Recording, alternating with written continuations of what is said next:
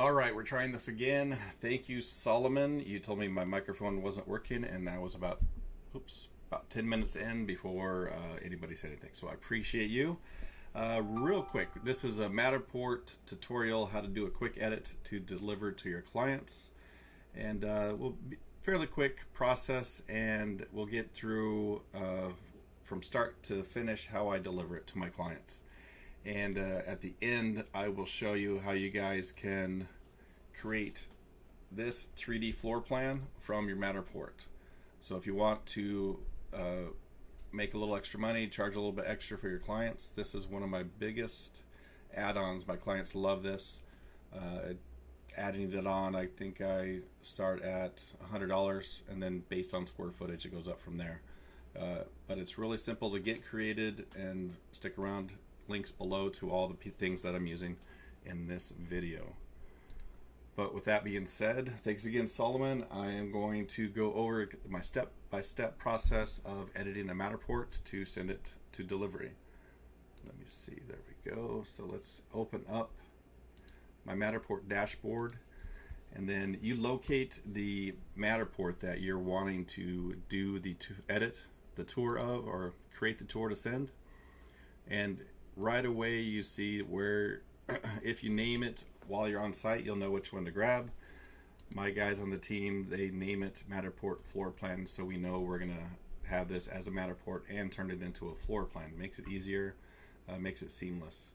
The next thing I do, I see that I'm in the right tour to edit. I'm gonna go to details.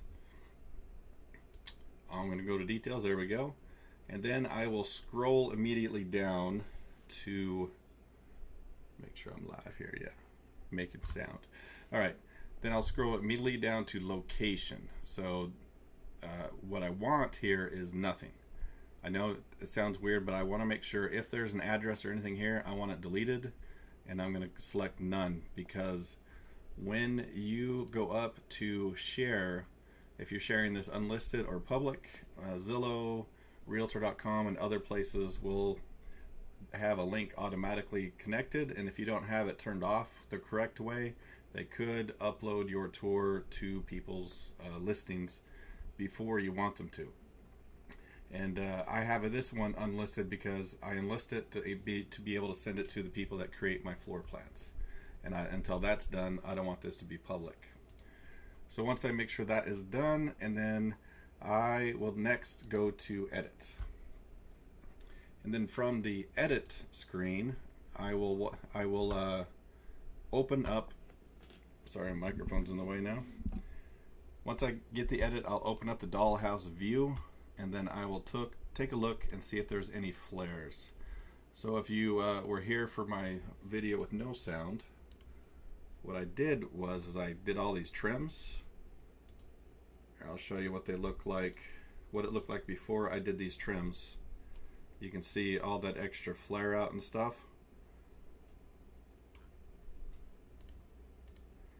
And we'll put them back on, and then you can see how nice and smooth it makes it.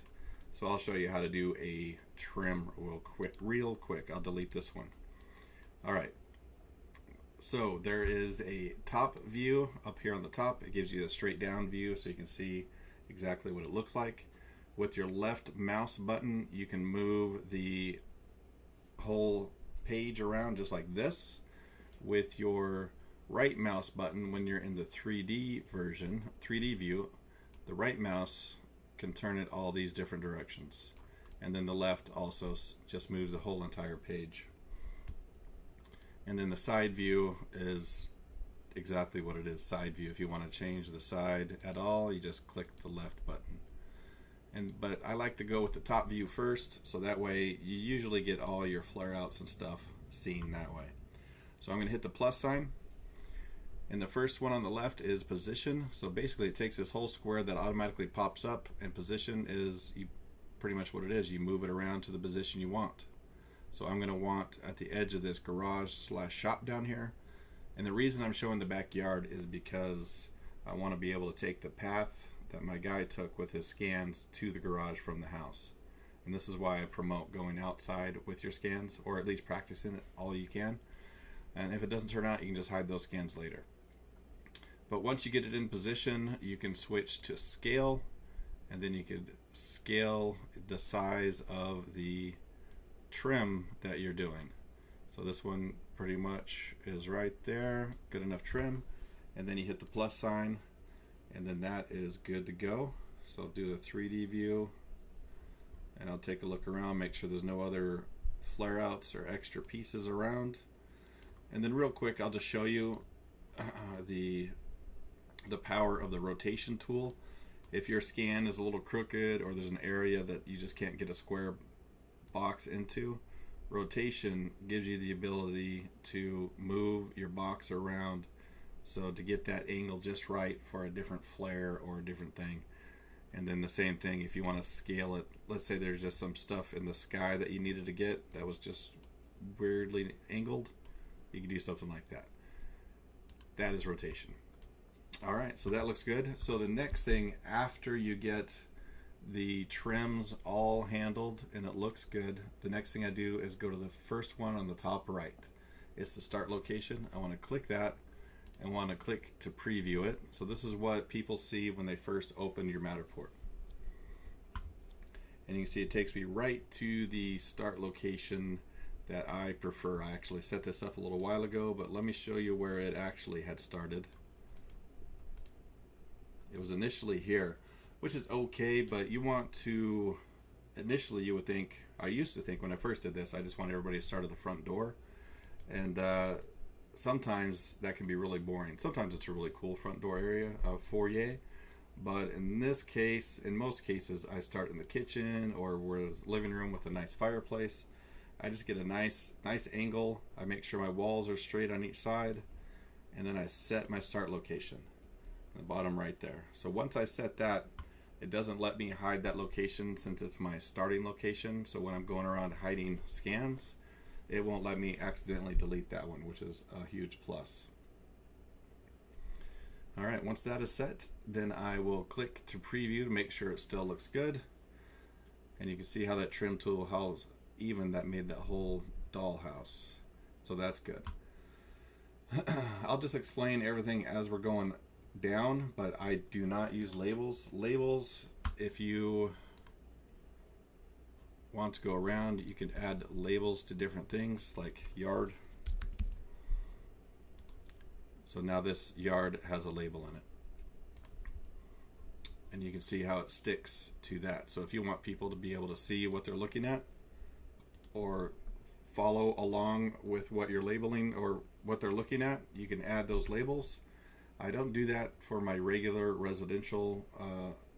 I'll do it for commercial jobs and things like that, but not here. Everybody knows what a bedroom is, what it looks like. Let me see. So the next one is measurements. Obviously you're not going to go around measuring everything, but this tells you the size of the room, the height of the walls, etc.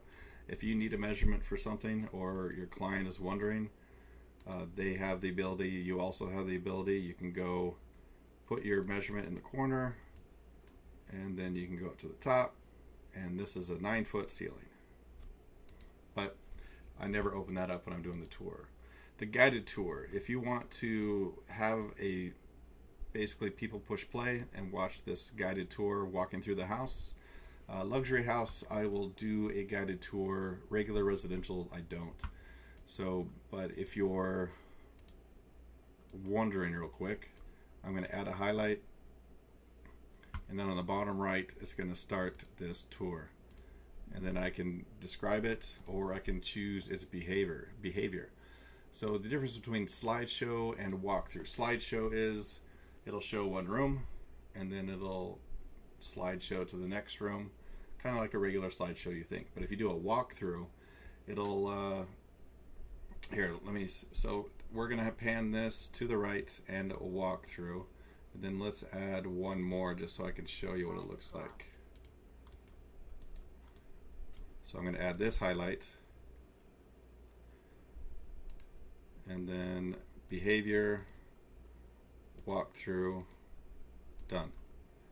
So let's click there and do preview. It'll show you, it'll scan this room, do a little circle, and then it'll look like it's walking through the Matterport tour. Everything gets a little crazy when you do that, but that is basically the walkthrough. Looks pretty cool, but again, I am not going to do that.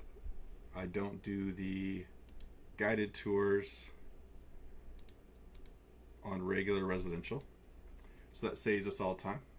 So the next one is tags. So obviously what I do use tags for is if we weren't able to go in the backyard, or there's a laundry room that was too small, or doors and stuff getting in the way. So what I'll do is I'll add a tag here to the window, and then I'll upload a file. So I'll go in and I'll upload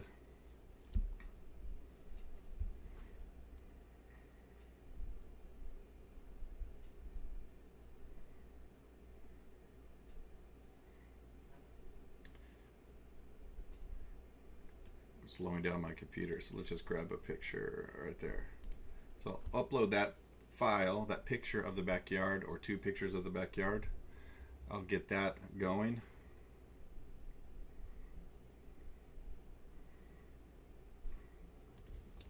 And then I'll name it backyard, or whatever is on the other side. You can add a description you want, or you can put a link in there if like something's for sale or appliances. You can do links, but I mostly use it for things like this. So when people click or see it, they can say, oh, there's the backyard. That's pretty cool. And then they can click it to see the picture.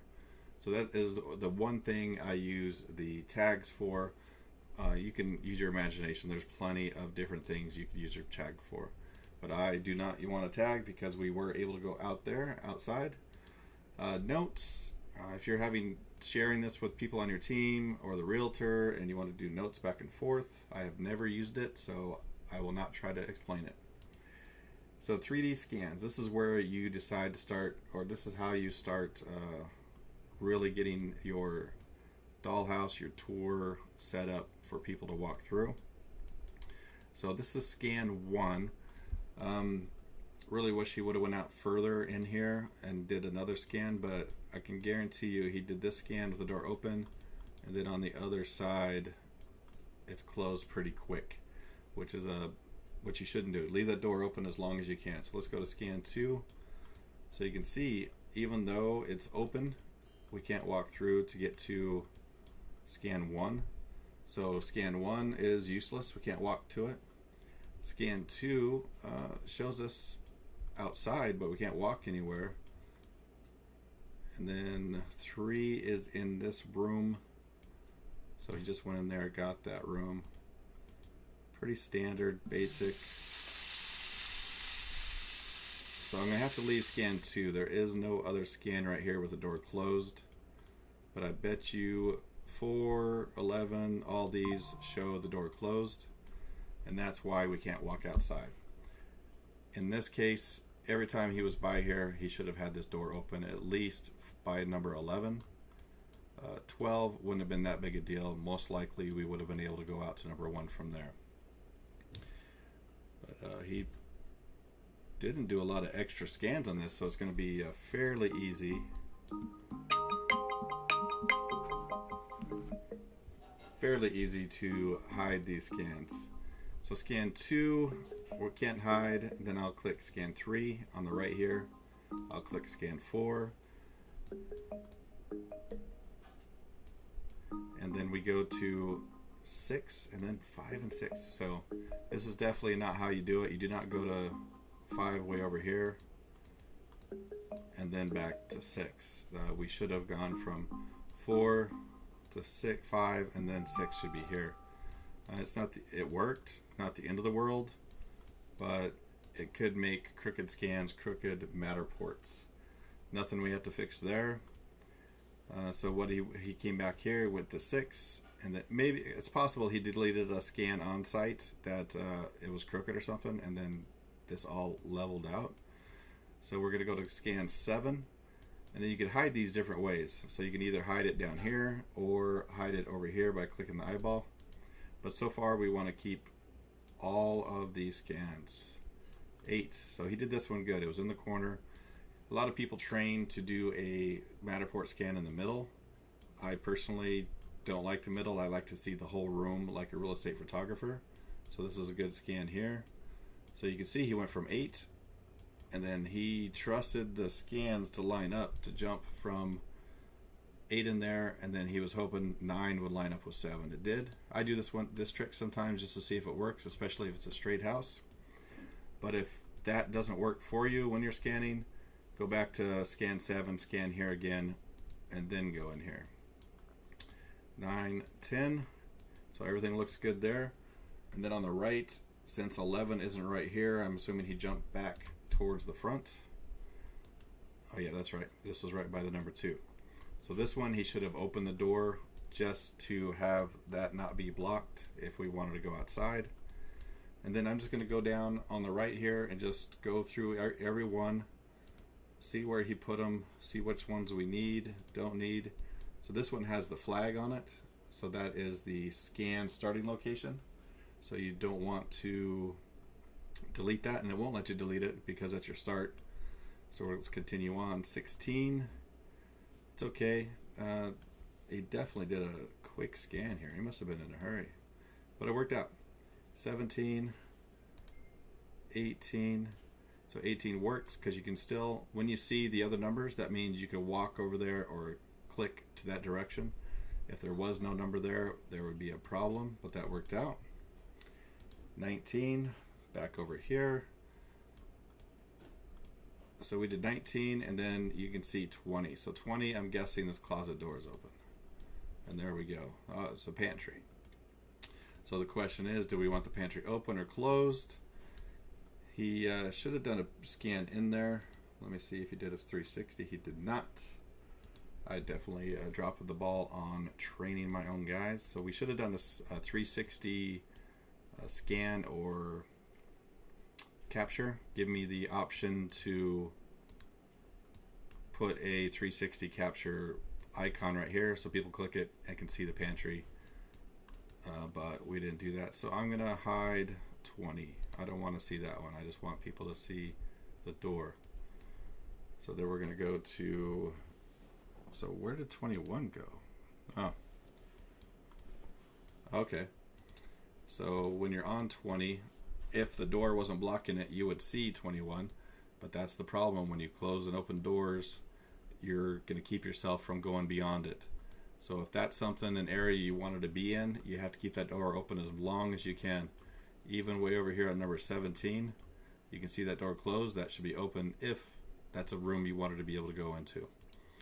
All right, 22, laundry room, and then 23 is when he opens it, and we can't go in there.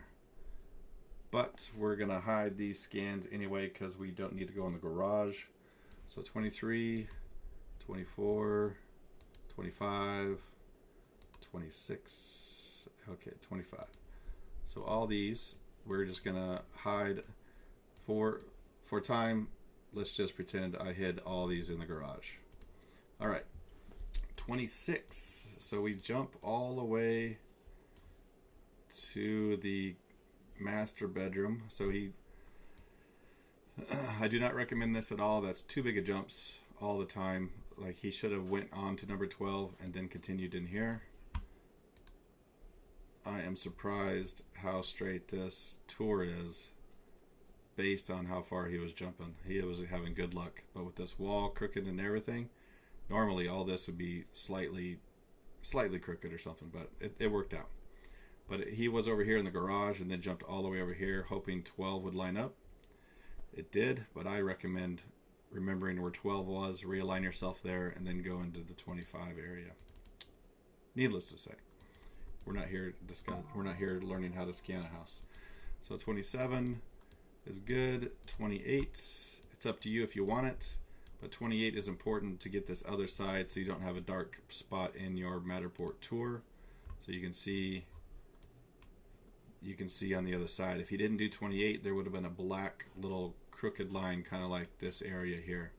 So it was great that he did 28. Then we'll go back to 29, and then there's another way to do it. You can look at all your scans from this view. If I do the scan myself, this is where I hide or view them mostly because I know which scans I want. So if you want, you can go through here, click the different scans, hide ones, look at, go in, look at the closet, and go back out, and you can hide them this way as well. So everything inside the house worked out. So let's continue on. Let's get back over here to go outside. So 36, the door is open. So 14, it was closed, right? Yeah, you can see right there it was closed.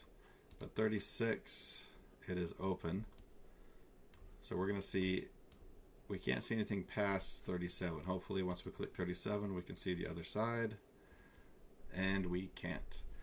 So because he had the door closed and didn't take enough extra scans with it open, we are not able to go past this position. So 38.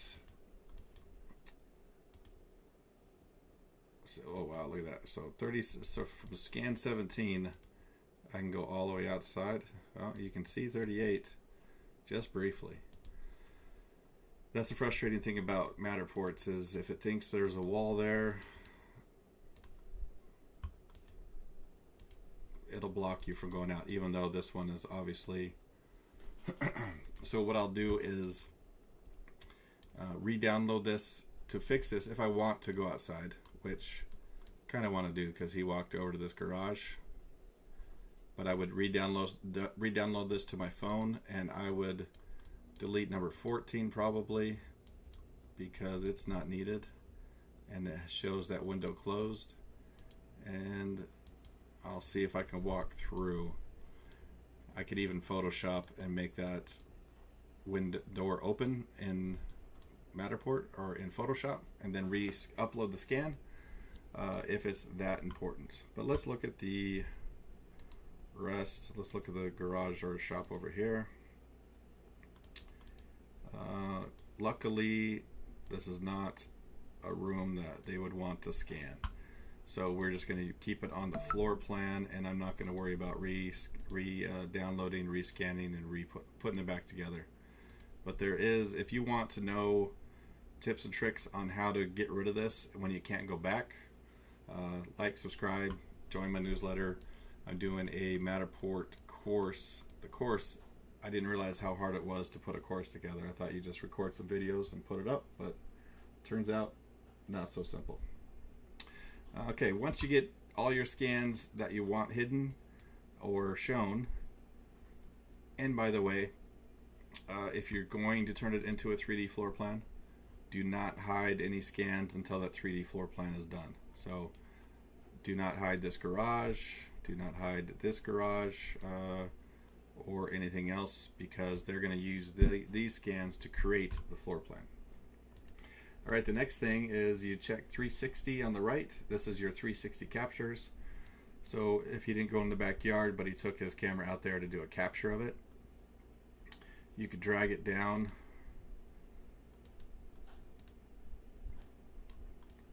to here, and then you would put you'd put the 360 capture on the other side, and then there would be a logo right here to click, and then you'd go outside, and then you turn around and there's a walking logo to go back in. So we don't have one there.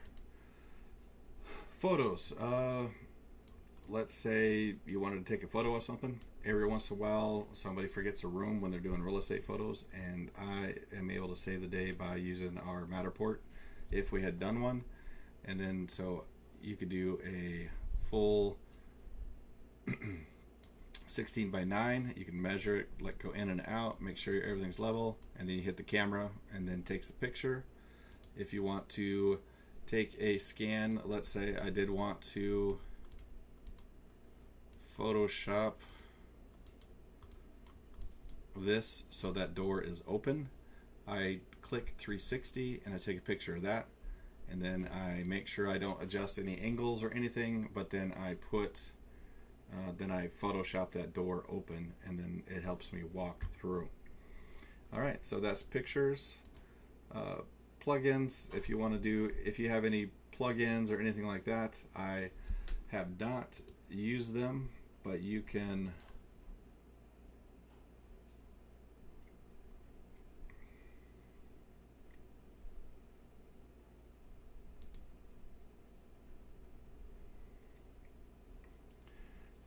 This one's new to me, so let me there we go. Couldn't find the button. So if you want to put a mini map on there while people are looking around, it's useful. It's a look. I do not add it, but you have all these different plugins that you can choose, and then you turn it off and on by this slider. You can add business card, if you your realtor information, a compass. All of it's pretty much self-explanatory, but we won't. Oh, now it's there. Let me save it. Sorry. Turn it off. Save. All right. That is the mini map. Blur is important, especially if you get yourself in a mirror. So let's say you accidentally caught yourself in a reflection. You want to select the blur tool. It's a little teardrop looking thing, and then you hit the plus sign. So make sure you adjust this how you want it, because once you hit the plus sign, you can't move anything around. So you hit the plus sign, and then this is your brush size. If you need a big brush or a little brush, you just move that little cursor over, and then you just brush over what you want to be blurred out. And then the more times you do it, the blurrier it gets. And again, I can teach you how to Photoshop that out so it doesn't even look like it was there. So yeah, I don't like that blur, so it looks like a blurry object. I'll just leave the camera there. But it's useful. Pictures, people's faces, different things that need to be blurred that didn't get blurred. Oh, let me see. I missed a scan. Let's see. What number is this one? 32 and 33. Wonder if he went in there. He did. All right. So the same issues. Door closed. You can't go in. I'm fine with it in this case because it's a toilet. I never go in the toilets, so that is no big deal. We'll just hide 34. And then move on. All right, and then the next one after the blur, the trim tool. We've already did the trim. We've already done the trim tool. Let me get out of this view. I like to do the trim tool first, so I can see what it all looks like, and then we go on from there. The property layout.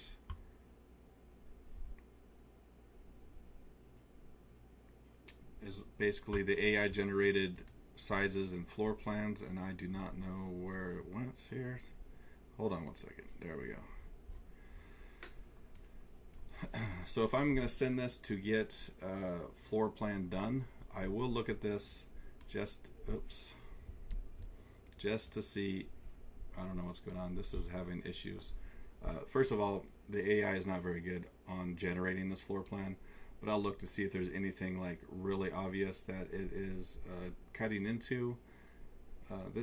This is the first time. It's usually doing the living room, kitchen, hallway all in one room, saying it's all the same size. But let's say this wall was,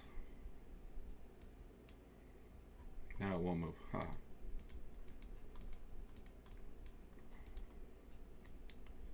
There we go. So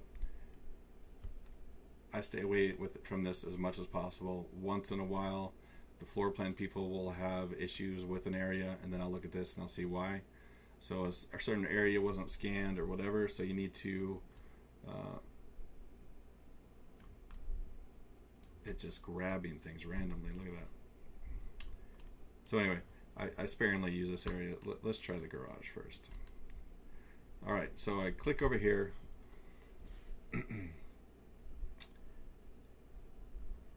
It's guessing the wall thickness, the wall offset.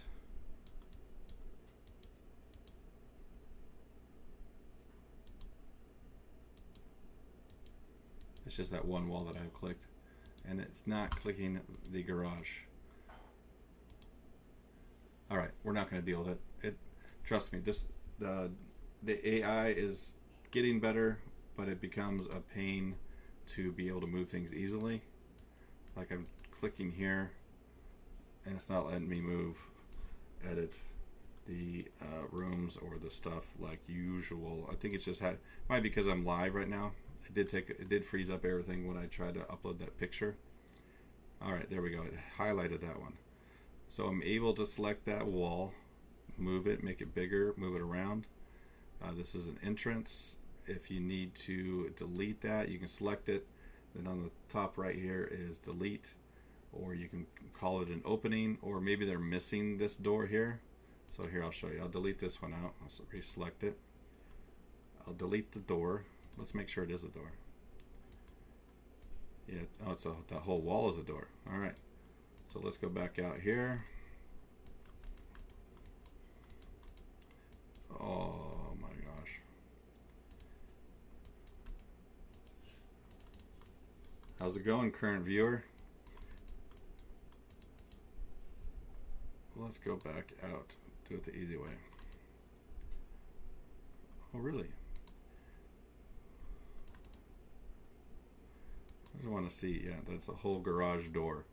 So let's go back to the top view. I'm going to select garage on the side here, zoom in. I'm going to select this, and then I'm going to change it to door. So down here on the bottom, you can make a wall, you can make an invisible wall. So let's say glass wall or something like that, a door, an opening, like a walkway walking through the door, or you can undo. So we're obviously doing a door, and then we're going to click the wall we want it on, and then you just make it approximately however wide you think it is. So I'm pretty sure it's going to be even with that concrete.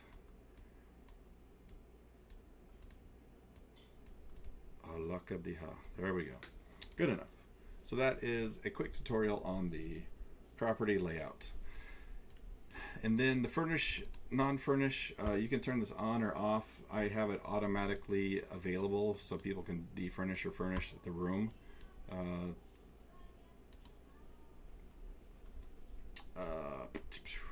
What am I trying to say here? Let me change the view here. Okay. No, I'm about to start location. Scans. That'll work. So let's say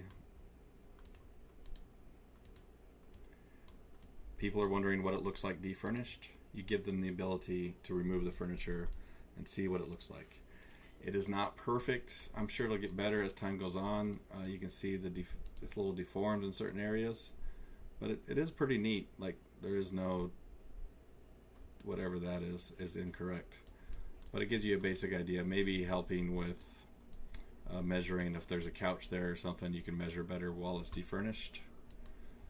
But I give people the option to click that or not. I have never heard any feedback, so I don't think it matters if you use it or not.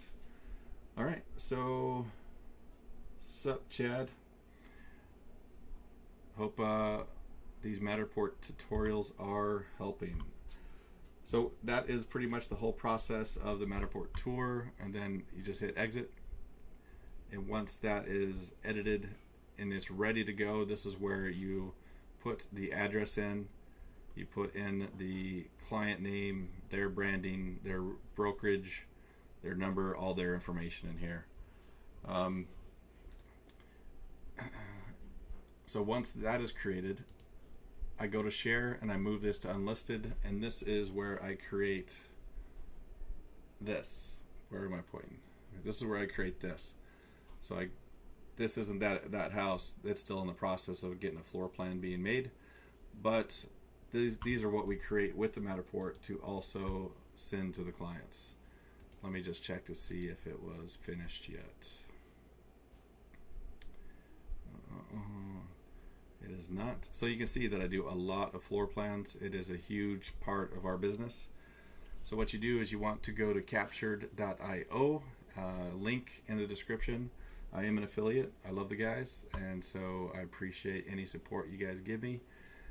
It's currently 19 credits for them to create a 3D floor plan. You get a 2D and a 3D floor plan with, I specifically have them design this for me, but they give you the address, square footage, all this information. They have different styles, and I'll show you guys that. So what you do is you sign up for capture.io, make sure you use my referral link, and then you add a new property up on the top. Now these guys are much more than just floor plans. They can do overlays on virtual tours, add music, voiceovers, whole bunch of things, but we're focused on floor plans right now. So you just want to add a new floor plan, and then you want to put your Matterport URL into this spot so it connects to the Matterport. I think I copied it. If not, it'll put something else. Please enter a Matterport link. Oh, that was a Zillow link. All right, let me go back. Copy link. Paste in the Matterport link. And then if you have a property already linked with a virtual tour or anything like that, you can just select that here. You put in the address.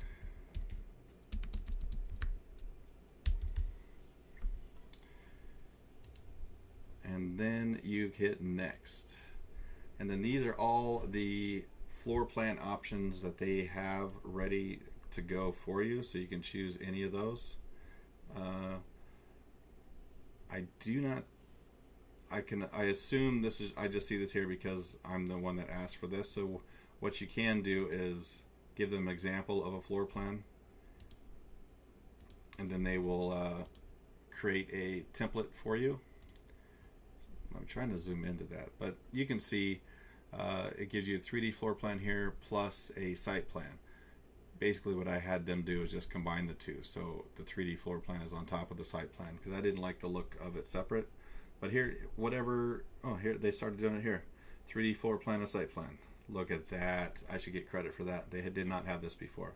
So this looks like the one that I get done. But you have all these other options to go with it. But I have it in the custom, and then I choose my A4M standard one, then hit continue. In America we're square feet, and then I hit continue. And then here is if there's any information, if maybe you took a drone shot or there's a certain area that's weird, like you can add extra photos. If you already have a 2D floor plan, that'll help them create something else. And any notes. What I do is I put in the actual square feet that the county has of the home, because here, at least in Arizona, I'm sure it's a lot of places in the States, is when they're doing the square footage of a home, they're just doing the exterior walls. But when you're using the Matterport to do scans, it's scanning interior walls. So no matter what, your square footage is not going to be the same as the county records or the builder records. It's going to be off. No matter what, because it's not measuring all those wall thicknesses inside the house. So I put in what square footage I want the total to be, and then I have some clients that want things a certain way. If they don't want a logo, if they don't want square footage, different things, I put it in the notes here. And then you click next, and then the standard delivery is 12 to 24 hours when you're doing a 3D, and I always do that, and it's 19 credits. But $19 basically, or if you buy a lot of credits, it does get a little bit cheaper, but that is a great price no matter which way you're looking at it. That is it. So if you guys have any question, that's awesome, Chad. I don't know when you read that, but the Pro 2 is an awesome camera. I have the Ricoh Theta and the Pro 3 are the main ones. The Ricoh Theta, I create all my residential properties, and the Pro 3 I use for the commercial. So whatever, go ahead and feel free to ask any questions on any of my videos, but this one is over. If you guys I appreciate you guys taking the time. Let me pull my big old head in there. Appreciate you guys taking the time to watch these videos. I do it because I love to teach. I'm actually meeting somebody that lives close to here to do a house walkthrough to help him with his business. So I'm happy to help. I'm happy to answer questions whenever I can. You guys have a great day, and I'm looking for the off button on the live. I'm going to try to do more of these. If you found it helpful doing live, let me know. If I ramble too much, be honest, let me know. You guys have a great day. The Pro 3, I had never used the Pro 2. The Pro 3, the Ricoh Theta is fast. The Pro 3, you don't need as many scan points. You can separate yourself from one spot to the other pretty quick, but it's a lot clearer results. And you can take it outside, which is why I jumped to the Pro 3, because I like to go outside. In my commercial business, we scan cemeteries, a lot of different things outside, and that is a game changer, being able to scan like 20-30 feet apart. Huge deal. Pro 2 is great for interior. I've never tried to take it outside, but I assume it's similar to the Ricoh Theta in alignment and stuff. All right, Chad Jeets. Talk to you later.